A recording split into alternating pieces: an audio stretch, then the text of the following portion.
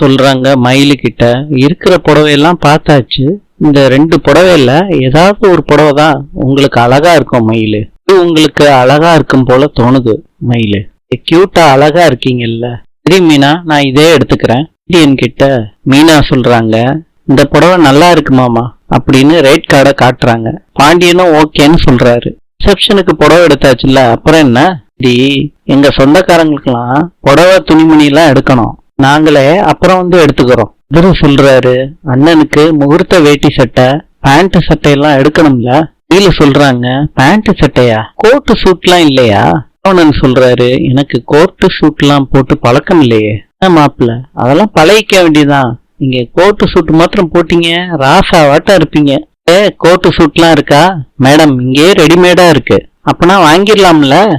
வாங்கிடலாமே அப்படின்னு பாண்டியன் சொல்றாரு. கல்யாணத்துக்கு சாதாரணமான ஜாக்கெட்லாம் போட முடியாது மீனா, ஆரி சொல்றாங்கல்ல அந்த மாதிரி ஜாக்கெட்லாம் வாங்கணும். முக்கியமா இருக்கு. பிளவுஸ் செக்ஷன் எல்லாமே மாடியில இருக்கு மேடம். பாக்கியம் மயில் கிட்ட சொல்றாங்க, போய் பார்த்துட்டு வந்துடலாம் மேல போய். மீனா, அவங்க கேட்குற பிளவுஸுக்கெல்லாம் மினிமம் 5000 ரூபா வேணுமாமா. தடுத்து ஏதாவது சொல்லவாமாமா? விடுமா, அதுக்கு சொல்லிக்கிட்டு இருந்தேன்னா அவங்க உன்னையதான் தப்பா எடுத்துப்பாங்க. மீனா, உங்களுக்கு தேவையான துணிமணி எல்லாம் போய் எடுங்க. சரிமாமா. என்னம்மா கோமதி, எல்லாம் எடுத்துட்டீங்களா? எடுத்தாச்சு எடுத்தாச்சு. பாக்குறீங்களா, உங்களுக்கு பிடிச்சா சரிதான்ப்பா. என் புடவை 3500 ரூபா மாமா. குழலிக்கு மாத்திரம் 10,000 ரூபாய்க்கு சேலை எடுத்திருக்கு, இல்லாட்டி ஆட்டமா ஆடுவா. குழலிக்கு மாத்திரம் ஏன் எடுத்தீங்க? நீங்களும் எடுத்திருக்கலாம்ல 10,000 ரூபாய்க்கு சொல்றாங்க. பரவாயில்ல மாமா, இருக்கட்டும், ஒரு நாளைக்கு கட்டுறது தானே. பாருடா, உங்களுக்கு எல்லாம் எடுத்துட்டீங்களா? எடுத்துட்டோம்ப்பா. சரவணன் சொல்றாரு, கோர்ட்டு தான்ப்பா கொஞ்சம் விலை அதிகம். அது கேக்குறாங்க, அப்பாவுக்கு எடுத்துட்டீங்களா? எடுத்தாச்சுமா. நாங்க எடுக்க வேண்டிய துணிமணி எல்லாம் எடுத்துட்டோம். பில்லுக்கு பைசா கொடுக்கணும்னு பார்த்தா மாப்பிள்ளை வீட்டுக்காரங்க கொடுக்கறது தானே முறை. இங்க கொண்டுட்டு வந்துட்டேன், இந்தாங்க சம்மந்தி. சம்மதி கேக்குறாங்க பாக்கியத்துக்கிட்ட, சொந்தக்காரங்களுக்கு எடுத்துட்டீங்களா? இப்ப நேரம் ஆயிடுச்சுல்ல, அடுத்த வாட்டி வந்து எடுத்துக்கிறோம். பில்ல கொடுத்துட்டு வந்துருங்க, நாங்க முன்னாடி போறோம். சரவணன் கேக்குறாரு, எவ்வளவுப்பா பில்லு? 3,12,480 ரூபா பில்லுடா. தரம் வாய பொழந்துட்டாங்க பாண்டியன் ஸ்டோர்ஸ்ல. பணம்ப்பா என்கிட்ட இருக்குடா, நான் கொடுத்துட்றேன். பேக்ல பணம் இருக்கு, எடுத்து கொடுத்துரு. கல்யாண ஷாப்பிங்லாம் ரொம்ப திருப்தியா இருக்கு. அடுத்தது என்ன? காலகாத்தால 8 மணிக்கு வந்தது, சாப்பிடவே இல்லை.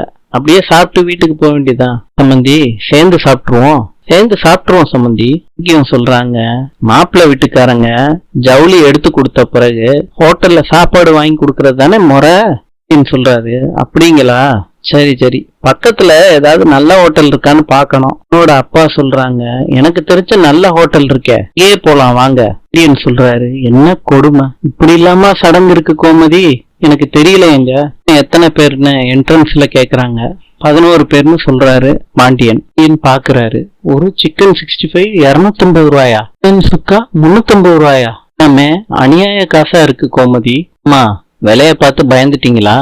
ஆமாம்மா, ஒவ்வொன்றும் யானை விலை குதிரை விலையா இருக்கேம்மா, நான் பாத்துக்கிறேம்மா, கவலைப்படாதீங்க. பாண்டியன் கோமதி கிட்ட சொல்றாரு, கோழிக்கு ட்ரெஸ் எடுக்க போனப்ப இப்படிப்பட்ட சடங்கு இருக்குன்னு மாப்பிள்ளை வீட்டுக்காரங்க நம்ம கிட்ட சொல்லவே இல்லையே. கோமதி சொல்றாங்க, இது இவங்க வீட்டு குடும்ப சடங்கா இருக்கும். சொல்றாரு, எல்லாருக்கும் பிடிச்ச மாதிரி ஆர்டர் பண்ணி சாப்பிடுங்க. சொல்றாங்க, ஆளுக்கு ஒண்ணு ஆர்டர் பண்ணா சாப்பாடு வீணா போயிடும். ஏமா தங்கமயில, ஆமா நீயே எல்லாத்துக்கும் ஆர்டர் பண்ணிடேம்மா. நானா மாமா? ஆமா பண்ணு. எத்தனை பேர் இருக்காங்கன்னு எண்ணி பாருமா. மொத்தம் 11 பேரு. ஆர்டர் எடுத்துக்கோங்க. 11 mutton biryani, 11 chicken fried rice, 11 parotta, omelette இருக்குல்ல அதுல ஒரு 11, 65 எடுத்துட்டு வந்துருங்க, அதுவும் 11. கோமதி கிட்ட கேக்குறாங்க, என்ன இந்த பிள்ளை கண்ணா பின்னான்னு ஆர்டர் பண்ணிக்கிட்டு இருக்கு, தெரியாம பண்ணுதோ என்னமோ சொல்றாங்க. மாமா, நான் உள்ள புகுந்துறவா? சரிப்பா, பண்ணுமா. இல்ல எல்லாத்துலயும் 11 ஆர்டர் பண்ணணுமா? ஆளால ஃபுல் ஃப்ரைட் ரைஸையும் ஃபுல் பிரியாணியையும் சாப்பிட முடியாதுல்ல சொல்றாங்க. ஆமாக்கா, கண்டிப்பா முடியாது. பிரியாணியே 2-3 பேர் சாப்பிடுற மாதிரி இருக்கும் இங்க. அப்பனா 4 பிரியாணி 4 ஃப்ரைட் ரைஸ்ன்னு ஆர்டர் பண்ணிக்கலாம். பத்தலாட்டி இன்னும் கொஞ்சம் ஆர்டர் பண்ணிக்கலாம். இதோட அப்பா சொல்றாங்க, எல்லாரும் நல்லா சாப்பிடுவீங்கன்னு தானே மயில் ஆர்டர் பண்ணுச்சு. சாப்பிடுவோம், ஆனா இவ்வளவு நல்லா சாப்பிட மாட்டோம் சொல்றாங்க. பணம் ஏதாவது வேணுமாங்க? நீங்களே காசு கொடுத்துருங்க, இந்த ஹோட்டலுக்கு.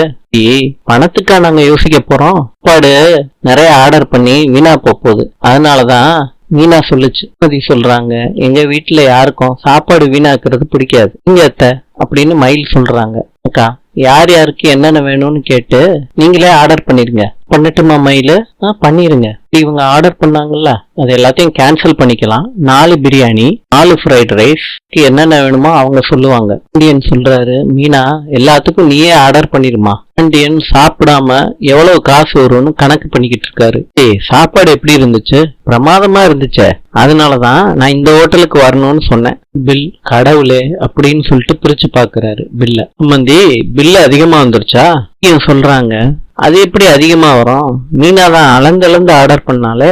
உங்க சம்பந்தி, நாங்க வேணா காசு கொடுத்துட்றோம், இங்க வாங்கி கொடுக்கறது தானே முறைன்னு சொன்னீங்க. பில்ல கொடுத்துட்றேன்.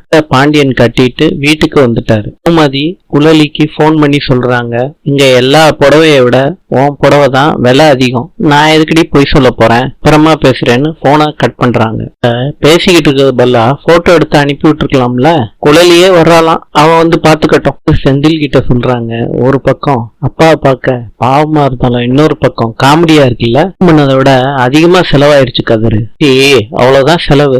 மொத்தம் எவ்வளவு ஆச்சு சொல்லு, நான் கிளம்புறேன்ப்பான்னு சரவணன் கிளம்புறாரு. 1,78,880 ரூபாப்பா. இன்று மொரீஷியஸின் நாணயம் இந்திய ரூபாய்.